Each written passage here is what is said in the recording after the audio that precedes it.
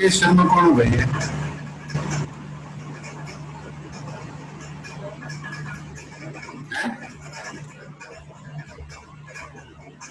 शक्ल अपनी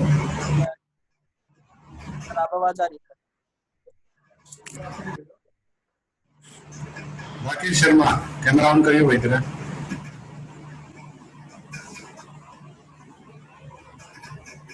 अच्छा ठीक है, गुड मॉर्निंग सर।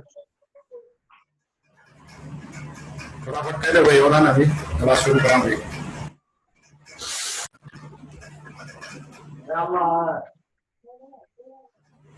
कर ले कैमरा ऑफ कर ले। एक मिनट।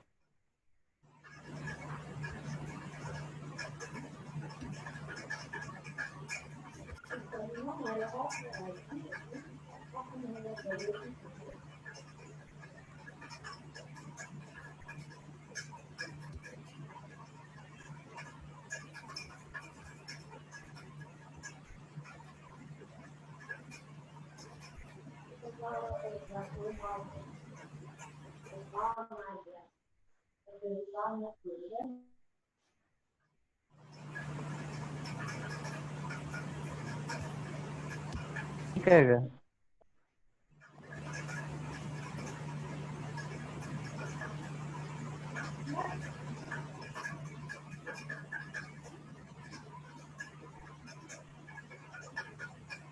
तो भाई कल वाली जो हम रेगुलेशन कर रहे थे, लाइसेंसिंग रेगुलेशन, उसका जो कंपेंडियम है, कंपेंडियम में क्या चीज होती है कि रेगुलेशन में अगर कुछ मॉडिफिकेशन हुई है, कोई चीज इंसर्ट करी है, ओमिट करी है, सब्स्टिट्यूट करी है किसी ऑर्डर के द्वारा, किसी नोटिफिकेशन के द्वारा, तो वो सब इसमें डाली जाती है। तो फिलहाल का जो कंपेंडियम हमें ये दिखा रहा है कि लाइसेंसिंग रेगुलेशन के अंदर ये 5 चेंजेस हुए हैं अब तक। 10 जून 2014 के 2 चेंज हैं, 3 चेंज, और एक 15 जुलाई 2016 का चेंज है, एक 24 अक्टूबर 2017 का चेंज है। तो ये टोटल 5 चेंजेस इसके अंदर आपको कंपेंडियम में देखने को मिलेंगे, और वो किस तरीके से होते हैं इंक्लूड करके आपको बड़ी ब्रैकेट फाइंड करनी है। तो बड़ी ब्रैकेट देख, एक नंबर यहाँ देख रखा है, ये विद इन वाला जो ये जोड़ा है, एक नंबर के द्वारा जोड़ा है,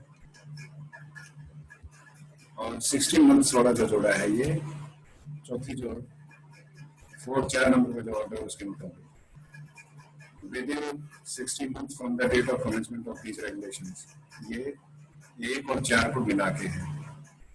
यहाँ पे कुछ था मटेरियल, वो 2 नंबर जो कंपेंडियम के लास्ट में लिस्ट दी हुई है, 2 नंबर जो ऑर्डर था उसके मुताबिक इसको काट दिया गया। 3 नंबर यहाँ पे ये चीज जोड़ी गई है, तो 4 नंबर में 16 मंथ कर दिया था, पहले कुछ और था। From the date of commencement of these regulations ये जोड़ा गया है। 1 नंबर में ये बताया था प्रोवाइडेड ऑल्सो, जो सेक्शन 55 होता है, कि ये पूरा का पूरा पैरा आपकी जो इसको ऐड किया गया है वो फर्स्ट जो अमेंडमेंट ऑर्डर था उसके द्वारा।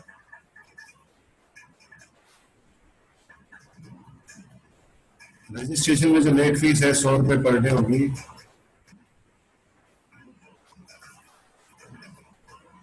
नहीं, ये जो रजिस्ट्रेशन के अंदर जो लेट फीस है 100 रुपए पर डे वाली, ये एप्लीकेबल नहीं होगी जो लाइसेंस के अंदर है, ये इसमें बताया गया था।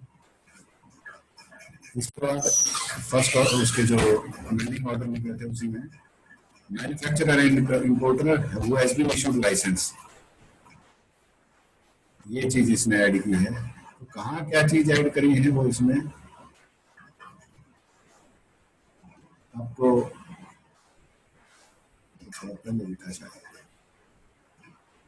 हाँ यहाँ कुछ थी फॉर्म D1 के अंदर, उनको हटाया गया है लेटर 2 के जरिए, और 5 के जरिए ये ऐड किया गया है however vegetable oil having developed total polar compound TPC more than 25% shall not be used। ये जो 5th ऑर्डर था उसके जरिए ये चीज इसके अंदर ऐड की गई है। तो ये अमेंडमेंट्स की गई हैं सारी वही। अमेंडमेंट्स तो नहीं कहेंगे, मॉडिफिकेशन कहेंगे, कुछ ऐड किया है, कुछ डिलीट किया है, तो कंपेंडियम के अंदर ये चीजें आती हैं, ये ध्यान रखने वाली बात है। अब जो अगली चीज मैं करवाने जा रहा था, सेकंड जो रेगुलेशन है फूड एडिटिव से रिलेटेड, एक बार हम सारी रेगुलेशन को देख लेते हैं कि एफएसएसएआई के कौन से पेज के ऊपर हैं।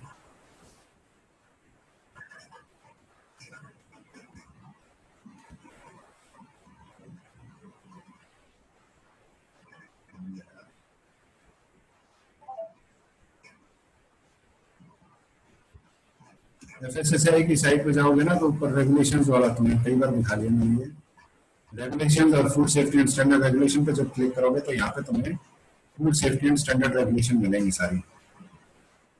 और एफएलएस के जो नोट्स मेरी वेबसाइट पे हैं, दिखाता हूँ तुम्हें, gpadamkur.wordpress.com। यहाँ पे फूड लॉज एंड स्टैंडर्ड्स के जो नोट्स हैं तुम्हें फूड नोट्स में मिलेंगे ऊपर।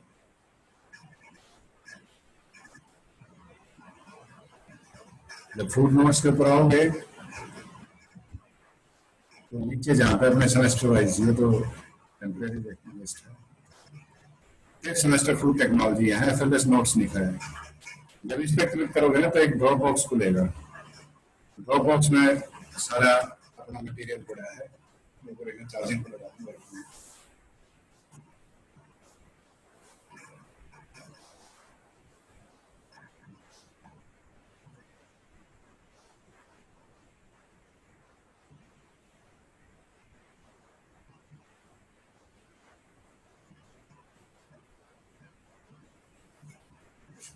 तो ये तो क्लास नोट्स की फाइल है, अभी चल रहा है इस पे काम।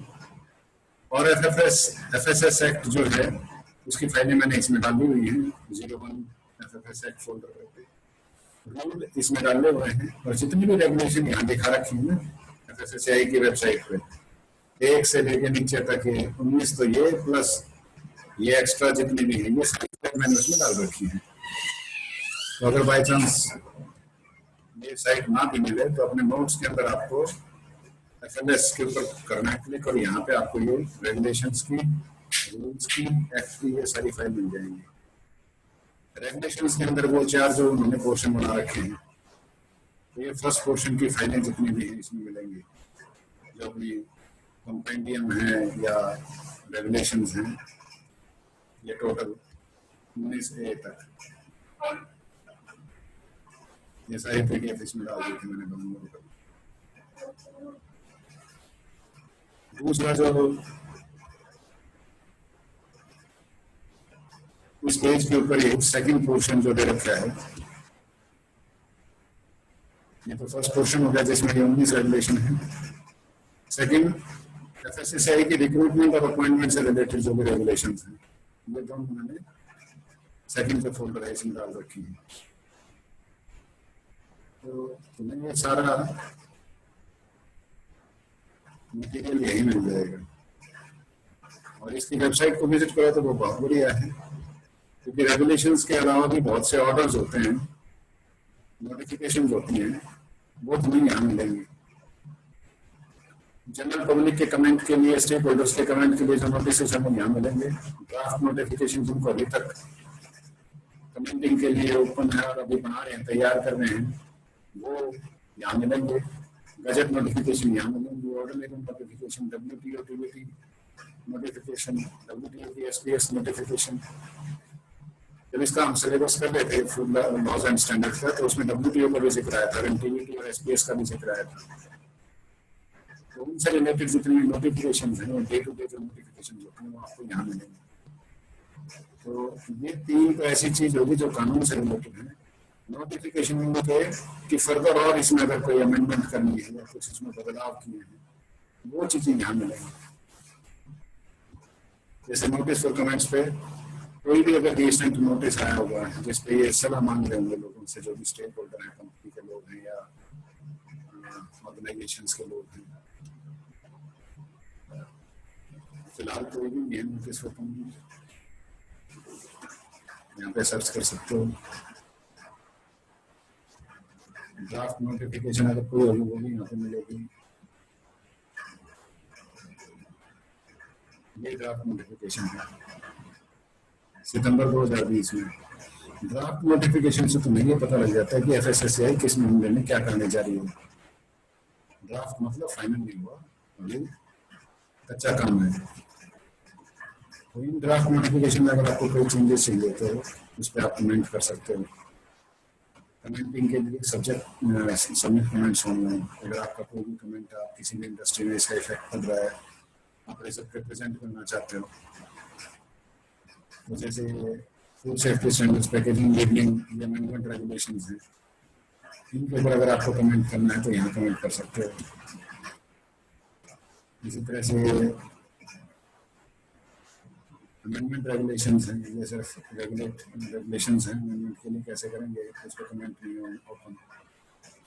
ऑर्गेनिक फूड पे कमेंट्स ओपन है, और food product standards and food additives इसके ऊपर कमेंट्स ओपन है।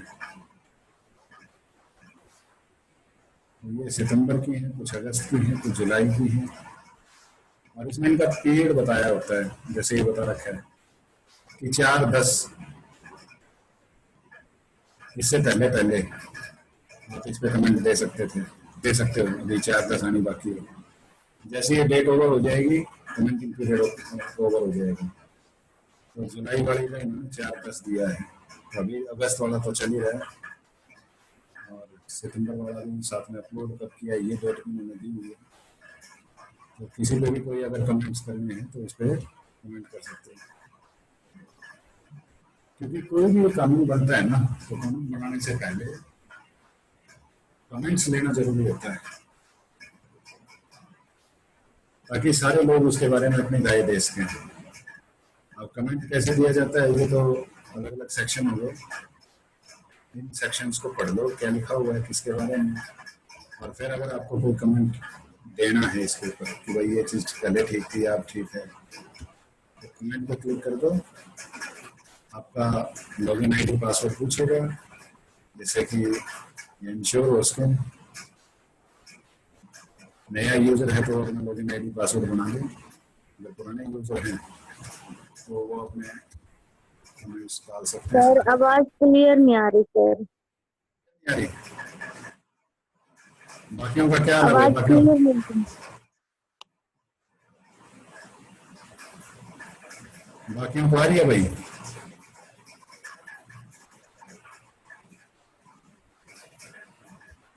अरे बाकी रेस्पॉन्स दो, उनको आवाज क्लियर आ रही है क्या? नो सर, नहीं आ रही सर, क्लियर नहीं आ रही सर, गूंज रही है। एक मिनट में चेंज कट रही है सर बीच में। तो ये ले यार, मेरे को वो दे, आवाज क्लियर नहीं आ रही बच्चों तक। इसके अंदर 2 ऑप्शन होते हैं, दोनों ही ऑन है, साउंड म्यूजिक, स्टीरियो और हैंड्स फ्री ऑडियो। दोनों से एक बार ट्राई करते हैं। मैं इसको वो बंद करो, साउंड वाले में जाके एक हैंड्स फ्री इजी ऑडियो और एक स्टीरियो। मैं इसको ब्लूटूथ को ही ऑफ करना है। कर दिया?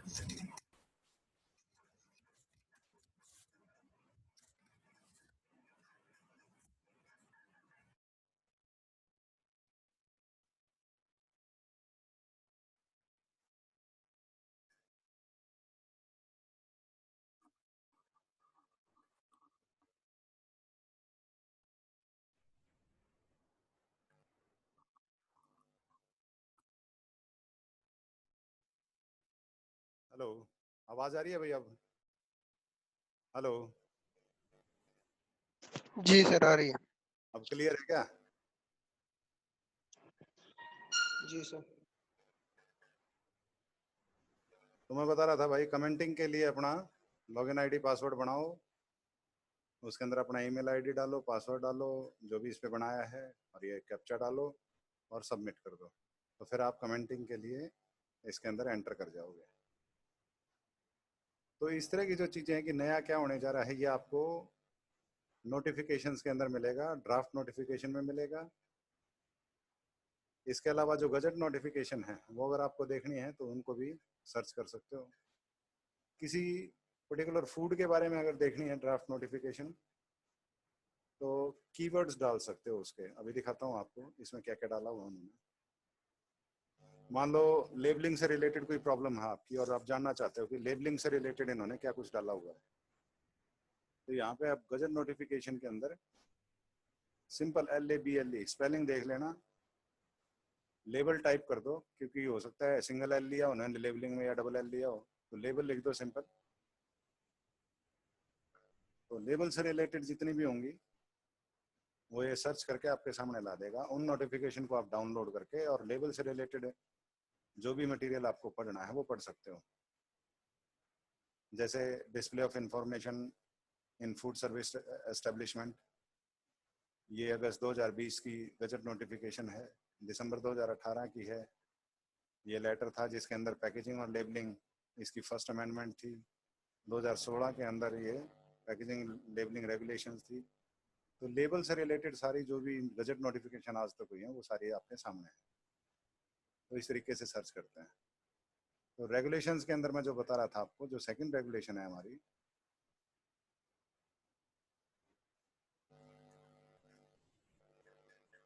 फूड प्रोडक्ट स्टैंडर्ड्स और फूड एडिटिव से रिलेटेड है। इसके अंदर जो भी जितने भी आपके फूड प्रोडक्ट्स हैं उनके सभी के स्टैंडर्ड्स दिए हुए हैं और साथ में एडिटिव्स के बारे में इंफॉर्मेशन दी है। डेफिनेशन देखो आप, सबसे पहले मैं आपके साथ शेयर करता हूँ।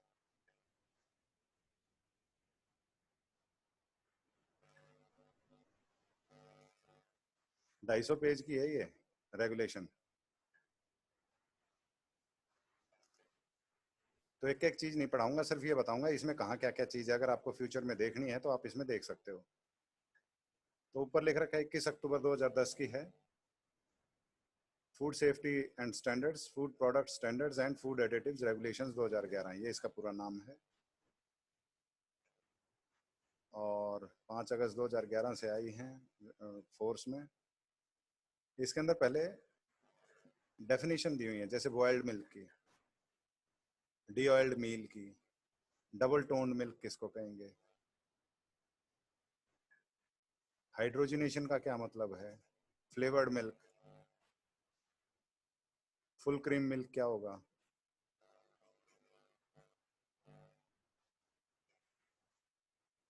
इन्होंने दे रखा है कि जो SNF और फैट परसेंटेज है वो आगे टेबल 2.1.1 के अंदर दिया हुआ है, उसको फुल क्रीम कहेंगे। रेडिएशन का मतलब क्या है, radiation facility, radiated food, gamma rays, X-rays. Milk किसको बोलेंगे, तो मिल्क की डेफिनेशन भी है। मिक्स्ड मिल्क क्या है, मिल्क प्रोडक्ट्स क्या है, मार्जरीन का मतलब क्या है, पास्चराइजेशन। तो बहुत बार है ना आपके पास समस्या आती है इंडस्ट्री में, जो अपने बच्चे काफ़ी पुराने हैं और रेगुलेशन फील्ड में काम कर रहे हैं, राम तिवारी उनमें से एक है, तो उनको बार बार जो स्टैंडर्ड डेफिनेशंस हैं, अभी उसकी एक रिसेंट प्रॉब्लम आई हुई थी, मैं दिखाता हूँ तुम्हें शेयर करके। मैं क्यों ये चीज़ें दिखा रहा हूँ कि ये रियल में ऐसी समस्याएं आती हैं, ये सिर्फ पढ़ने की बात नहीं है।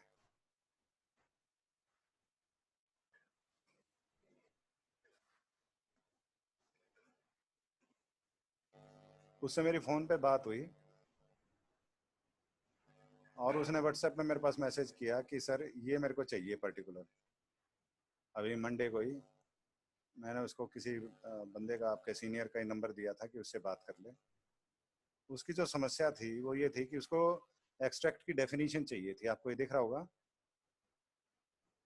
तो एक्सट्रैक्ट की जो हमारी सिंपलेस्ट डेफिनेशन जो कई बार मिल जाती हैं वो विकिपीडिया पे मिलती हैं, लेकिन विकिपीडिया को लीगली कोई करेक्ट सोर्स नहीं माना जाता।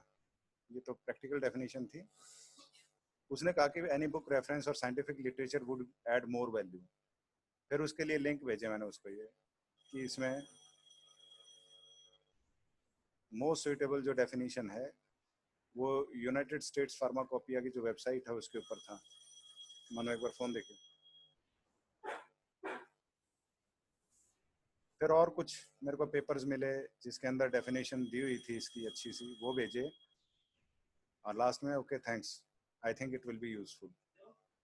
फिर उसकी स्टीविया को लेके कुछ क्वेरी थी, लिया दे मेरे को, दे दे एक बार।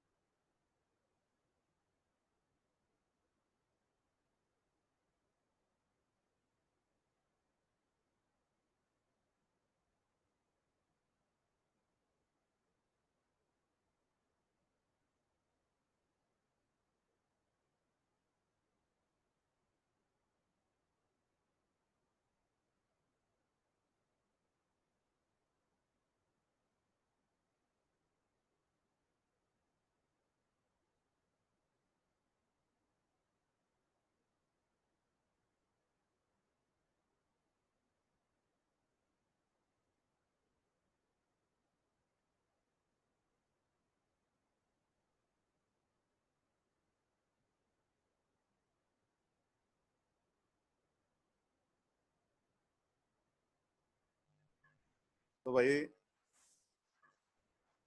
फिर उसकी स्टीविया पे आई कि स्टीविया का जो स्टीविया एसोसिएशन है उसका बंदा चाहिए। तो जो बंदे रेगुलेटरी में काम करते हैं, मेरा कहने का मतलब ये है, उनको इन डेफिनेशंस की रियल में प्रैक्टिकल में जरूरत पड़ती है। एक मिनट हटो यार, आज तो फोन आ रहेगा।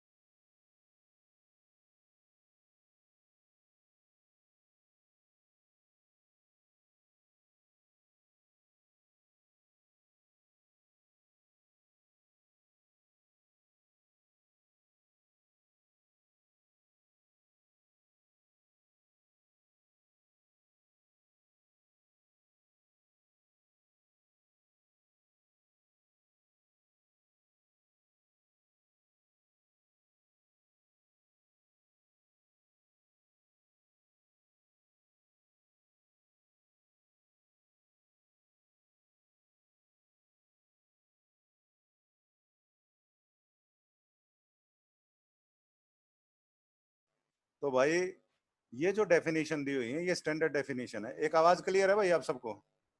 आवाज में तो कोई इश्यू नहीं होगा? सही है सर। चलो, तो पास्चराइजेशन की कई बार पूछ लेते हैं, जिस तरह यहाँ वाइवा लेने आते हैं तो उसमें बहुत बार बहुत सी अलग अलग डेफिनेशन देते हैं बच्चे। तो उसके लिए ये स्टैंडर्ड डेफिनेशन है जिसको कोई डिनाई नहीं कर सकता इंडिया के अंदर। इसकी सिंपल डेफिनेशन यही है कि pasteurisation is the process of heating every particle of milk of different classes to at least 63 degree Celsius and holding at such temperature continuously for at least 30 minutes. यानी 63 डिग्री पे 30 मिनट के लिए या 71.5 डिग्री पे उसको 15 सेकंड के लिए कम से कम, या और कोई अप्रूव्ड टेम्परेचर टाइम कॉम्बिनेशन जिससे कि नेगेटिव फॉस्फेटेज टेस्ट आए। हमारा पर्पज ये होता है पास्चराइजेशन का कि जो फॉस्फेटेज टेस्ट है वो नेगेटिव आना चाहिए। इनके अलावा भी अगर कोई कॉम्बिनेशन है तो वो भी चल सकता है, बशर्ते फॉस्फेटेज टेस्ट नेगेटिव आना चाहिए। तो ये पाश्चराइजेशन है। और साथ में यहीं पे पाश्चराइजेशन खत्म नहीं हो जाता, जो भी पाश्चराइज मिल्क है डिफरेंट क्लासेस का, उसको इमीडिएटली कूल करना है to a temperature of 10 degree Celsius और लेस। तो पहले गर्म करो और फिर उसको कूल करो, तब ये कंप्लीट पाश्चराइजेशन मानी जाती है। हम सिर्फ गर्म करने को पाश्चराइजेशन मान लेते हैं। कई बार इस तरह का डिस्प्यूट उठा है जब वाइवा चले हैं। तो यहाँ पे ये अलग अलग डेफिनेशन दी गई हैं, vegetable oil, skimmed milk, sterilisation किसको बोलेंगे। इसी तरह से स्टरलाइजेशन का दिखाया है इन्होंने कि 115 डिग्री सेल्सियस पे 15 मिनट के लिए या 130 डिग्री सेल्सियस पे 1 सेकंड के लिए फ्लैश, जिसको स्टरलाइजेशन बोलते हैं, और उनको फिर पैक करना है एसेप्टिक कंडीशन में, हर्मेटिकली सील्ड कंटेनर्स के अंदर, और ये इंश्योर करना है कि रूम टेम्परेचर पे 15 दिन तक वो डेट ऑफ मैन्युफैक्चरर से खराब ना हो। मैन्युफैक्चरिंग डेट से 15 दिन तक ये प्रोडक्ट चले। मिल्क के मामले में बताया इन्होंने, तो उसको हम स्टरलाइज्ड मिल्क बोलेंगे। स्टैंडर्डाइज्ड मिल्क किसको बोलेंगे, जो उस लिस्ट में दिया गया है। इसी तरह से solvent extracted oil, stoned milk, vegetable oil, ये सारी डेफिनेशन इन्होंने शुरू में दे दी। और चैप्टर 2 के अंदर इन्होंने क्या कर दिया, फूड प्रोडक्ट के स्टैंडर्ड्स दे दिए। यहाँ पे इन्होंने बता दिया कि मिल्क के मामले में ये टेबल चलेगी। बफेलो मिल्क अगर इन लोकेलिटी में, इंक्लूडिंग हरियाणा, गुजरात, दिल्ली, ये जगह आप अगर बफेलो मिल्क कह के बेच रहे हो, तो इसके अंदर मिल्क फैट 6% होना चाहिए, और milk solid not fat SNF जो है वो 9% होना चाहिए अगर बफेलो मिल्क कह के बेच रहे हो।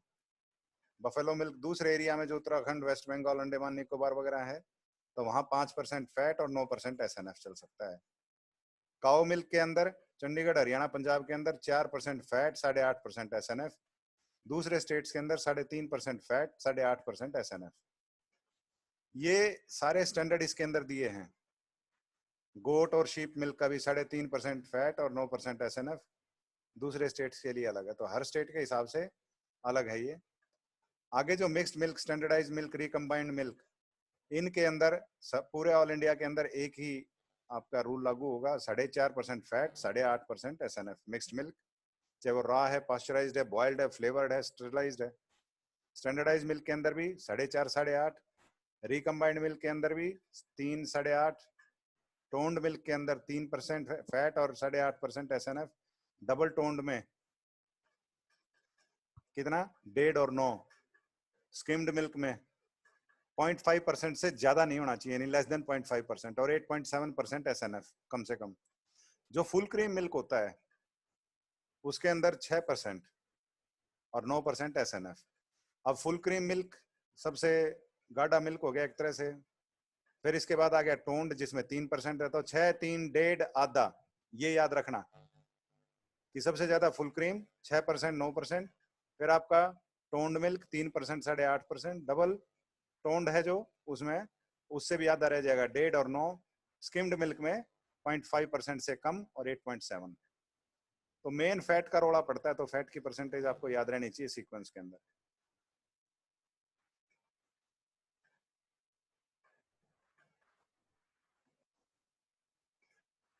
अब कैसे दूध को किस तरीके की ट्रीटमेंट होगी, जैसे आप रॉ है तो कोई ही ट्रीटमेंट नहीं होगी, तब उसको रॉ मानेंगे। पास्चराइज के अंदर पास्चराइजेशन होनी चाहिए, बॉइल्ड के अंदर बॉइलिंग होनी चाहिए, फ्लेवर्ड जो भी हैं या तो वो पास्चराइज्ड हो या स्टरलाइज्ड हो, और स्टरलाइज्ड के अंदर स्टरलाइजेशन होनी चाहिए।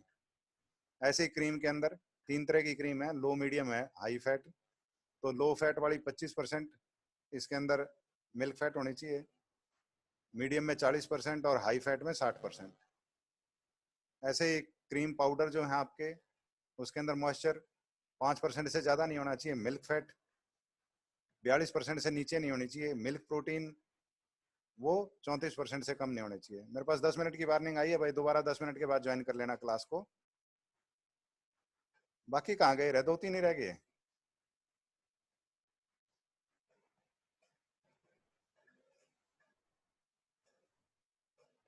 हाँ भाई,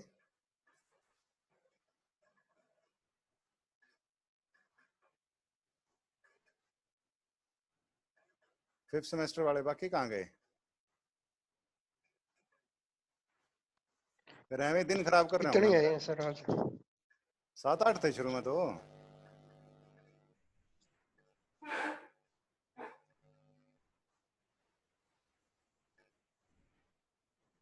चलो भाई ये वाली रेगुलेशन करा देता हूँ।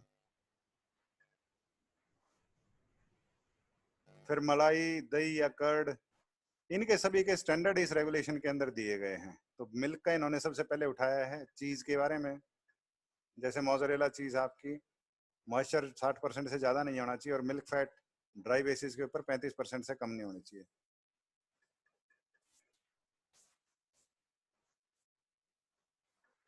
तो जितने भी रेगुलेशन है, अगर किसी के बारे में आपको डाउट है तो आप, किसी भी स्टैंडर्ड के बारे में आपको डाउट है तो इस रेगुलेशन को खोल के देखेंगे। अच्छा, इतनी बड़ी मान लो ये 250 पेज की फाइल है, इसमें टाइम लग सकता है। तो सबसे बढ़िया तरीका कि आपका कोई भी प्रोडक्ट, मान लो वेजिटेबल ऑयल है, कंट्रोल F करो और इसमें टाइप करो वेजिटेबल ऑयल। तो सीधा वेजिटेबल ऑयल जहां जहां पे होंगे वहां पे आपको लेके जाएगी। फ्रोजन डिजर्ट में देखो आप, जैसे आइसक्रीम और फ्रोजन डिजर्ट में क्या फर्क होता है कि आइसक्रीम के अंदर तो मिल्क फैट का यूज होता है, लेकिन फ्रोजन डिजर्ट के अंदर आप मिल्क फैट के साथ साथ वेजिटेबल ऑयल भी डाल सकते हो। ऐसे ही जहाँ पे वेजिटेबल ऑयल का जिक्र आएगा हर जगह ये आपको शो कर देगा। तो जहाँ पे भी वेजिटेबल ऑयल मेन उसमें आए तो वहाँ पे आप वेजिटेबल ऑयल के बारे में, जिस तरह रिफाइंड वेजिटेबल ऑयल, इसका क्या मतलब है कि इस वेजिटेबल ऑयल के अंदर 0.5% से ज़्यादा मॉइस्चर नहीं होना चाहिए और moisture shall not exceed 0.1% by weight. 0.1% by weight से ज़्यादा एक्सीड नहीं करेगा। एसिड वैल्यू था 0.5, मॉइस्चर जो है वो 0.1% से ज़्यादा नहीं होगा। तो ऐसे रिफाइंड वेजिटेबल ऑयल के बारे में जैसे अगर आपको पता करना है तो ये सारा रिफाइंड वेजिटेबल ऑयल के अंदर ये वेजिटेबल ऑयल मिले हो सकते हैं, जो नीचे लिस्ट दी हुई है। इसके बाद आमंड ऑयल की बिटारो रिफ्रैक्टोमीटर रीडिंग जो है 40 डिग्री सेल्सियस पे 54 से 57 तक आनी चाहिए, या जो रिफ्रैक्टिव इंडेक्स है इतना होना चाहिए, स्पोनिफिकेशन वैल्यू ये होनी चाहिए, आयोडीन वैल्यू ये होनी चाहिए, एसिड वैल्यू ये होनी चाहिए, और बेलियर जो टर्बिडिटी टेम्परेचर टेस्ट है उसमें 60 डिग्री सेल्सियस। तो इसमें पूरी डिटेल के अंदर हर प्रोडक्ट के बारे में जो भी पॉसिबल है उनकी स्टैंडर्ड्स दिए हैं। तो चैप्टर 2 जो है हमारा वो सारे स्टैंडर्ड्स के बारे में बात करता है। इसके बाद जो चैप्टर 3 है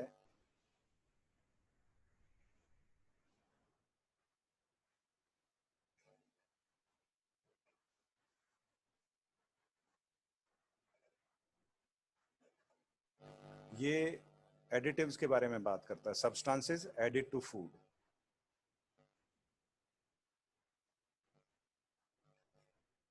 कि कौन कौन सी चीजें इसमें ऐड की जा सकती हैं, वो किस किस प्रोडक्ट में कौन कौन सी चीजें और किस लिमिट में।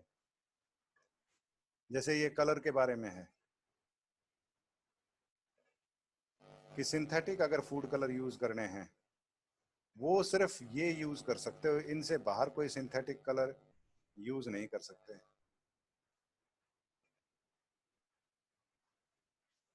तो जो भी कलर आप यूज करने हैं, किस किस प्रोडक्ट में कौन कौन से स्वीटनर्स कौन कौन से यूज कर सकते हो। जैसे ये रहा सैक्रिन, सोडियम सैक्राइड या सोडियम सैक्रिन, 100 ppm इसकी मैक्सिमम लिमिट है, इससे ज़्यादा नहीं। कार्बोनेटेड वाटर में, सॉफ्ट ड्रिंक्स के अंदर, कंसनट्रेट के अंदर 100 ppm, सुपारी में 4000 ppm तक, पान मसाला में 8000 ppm, पान फ्लेवरिंग मटेरियल में 8% तक। तो ये सारा इसके अंदर दिया है। जो एस्पार्टेम है, methyl ester aspartame, carbonated water में 700 ppm तक। इसी तरह से कई जगह शुगर फ्री या शुगर बेस्ड कन्फेक्शनरी हैं, उसमें 10,000 ppm तक। च्युइंगम बबल गम के अंदर 10,000 ppm तक इसको ऐड कर सकते हैं। ए सल्फेम पोटेशियम वगैरह है, ये भी बिस्किट्स के अंदर, ब्रेड, केक्स, पेस्ट्रीज के अंदर 1000 ppm। तो जो थर्ड हमारा चैप्टर है इसके अंदर फूड एडिटिव्स के बारे में बताया गया है। उनके लिमिट्स के बारे में। थर्ड चैप्टर के बाद ये शायद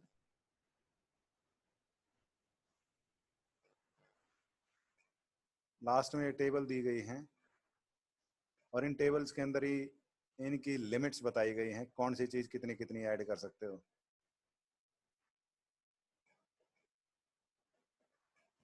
प्रिजर्वेटिव्स आगे जैसे list of food additives for use in food, table 2 है ये। तो कौन कौन से यूज हो सकते हैं?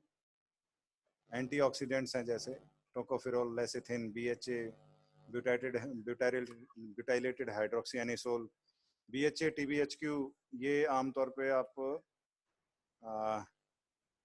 एज एंटीऑक्सीडेंट यूज करते हैं ऑयल्स के अंदर, जहाँ पे ऑयल्स को गर्म करते हैं। तो 200 ppm तक है इनकी लिमिट, और कहीं जगह है च्युइंग गम बनाने में, बबल गम में 250 ppm तक। गैलन गम है जैसे, तो वो शुगर बेस्ड, शुगर फ्री जितने भी कन्फेक्शनरी हैं उसके अंदर 2% मैक्सिमम इमल्सिफायर के तौर पे इस्तेमाल होती है। तो बहुत बार क्या होता है, जब आप एडिटिव्स का कोई कोर्स कर रहे हो, एडिटिव्स के बारे में जानना चाहते हो, तो this is the best list. इसमें आपको एडिटिव्स के नाम भी पता लग जाते हैं, कौन कौन से एडिटिव्स परमिटेड हैं इंडिया में, ये भी पता लग जाते हैं,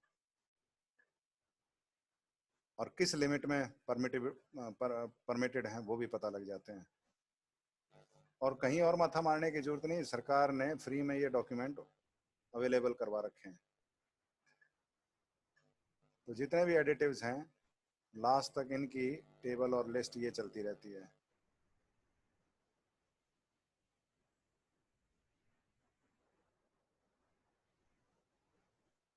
फिर कहीं ना कहीं ये माइक्रोबायोलॉजिकल क्राइटेरिया और सैम्पलिंग गाइडलाइंस ये भी आएंगी, आगे आएंगी शायद ये।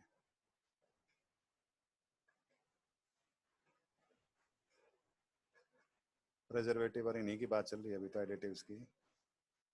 यस, ये लिस्ट एडिटिव्स तक आके कंप्लीट हो जाती है। तो 3 चैप्टर्स के अंदर ये सारा कुछ आया है। पहला इंट्रोडक्शन, दूसरे में फूड स्टैंडर्ड्स थे, और तीसरे में फूड एडिटिव्स थे और उनकी लिमिट्स थी। ये तो हो गया रेगुलेशन आपकी। और रेगुलेशन कितने पेज की है? 243 पेजेस। इसी रेगुलेशन का आगे कंपेंडियम दिया हुआ है, कंपेंडियम जिसके अंदर और चीजें जोड़ी गई हैं। मैं वो कंपेंडियम और शेयर करता हूँ, फिर अपन बंद कर देंगे, क्योंकि बच्चे नहीं तो क्लास में कोई फायदा नहीं। अब आप रेगुलेशन हमने पढ़ी, इन रेगुलेशन का जो कंपेंडियम है, बाद में कुछ चीजें जुड़ी हैं, कुछ चीजों को इलेबोरेट किया गया है, कुछ को मना किया गया है। उस कंपेंडियम को जब आप देखोगे, मैं शेयर कर रहा हूं अपने स्क्रीन पे, 1-1.5 मिनट रह रही है भाई, उसके बाद फिर मैं नहीं लूंगा क्लास आज, कोई मजा नहीं 2-3 बच्चों को पढ़ाने का। आप कंपेंडियम अगर देखोगे तो ये 877 पेज का कंपेंडियम है, 877, 250 पेज की रेगुलेशन थी, लेकिन कंपेंडियम जो है वो 877 पेज का है, क्योंकि इसमें बहुत सी चीजें ऐड की गई हैं, बहुत सी चीजें इसमें डिलीट की गई हैं। एग्जाम्पल के लिए दिखाता हूँ आपको अभी,